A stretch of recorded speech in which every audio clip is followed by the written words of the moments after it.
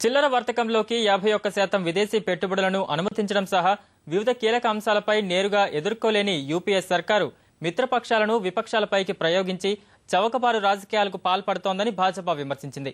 అవిశ్వాస తీర్మానానికి సభలో మద్దతు లభించకపోవడం వల్ల తమకొచ్చిన నష్టమేమీ లేదని తృణమూల్ వ్యాఖ్యానించగా ఎఫ్డీఎల్ అంశంతో పాటు అన్ని విషయాలపైన చర్చకు సిద్ధంగా ఉన్నామని కాంగ్రెస్ పునరుద్ఘాటించింది. యూపీఏ ప్రభుత్వం ప్రజా వ్యతిరేక విధానాలకు వ్యతిరేకంగా ప్రజాస్వామ్యతంగా నిరంతరం పోరాడుతూనే ఉంటామని తృణమూల్ కాంగ్రెస్ ఎంపీలు స్పష్టం చేశారు. అవిశ్వాస తీర్మానానికి సరైన సంఖ్యాబలం లభించకపోవడం వల్ల నష్టమేమీ లేదని, యూపీఏపై ఒత్తిడి పెంచేందుకు తమ పార్టీ అన్ని రకాలుగా ప్రయత్నించిందని ఆ పార్టీ ఎంపీలు తెలిపారు. My government did not lose anything yesterday.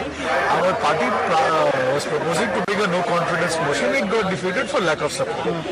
That demonstrated very clearly that the entire political spectrum of India is standing on which side of the anti-poor people policies of this government. As our leader, Honorable Didi Mamata Banerjee, is committed to take up all her fight against anti-poor people policies to the maximum level possible, we shall continue to do so.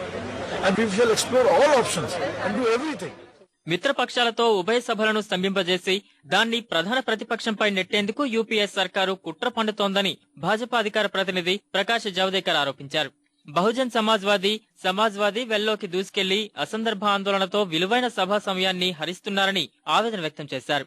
దేశంలో నిరుద్యోగాన్నే పెంచే ఎఫ్డీఏపై ఖచ్చితంగా చర్చించాలన్నది ఒక్క భాజపా అభిప్రాయమే కాదన్న జావదేకర్ అన్ని విపక్షాలు ఈ అంశంపై చర్చ కోరుతున్నాయన్నారు.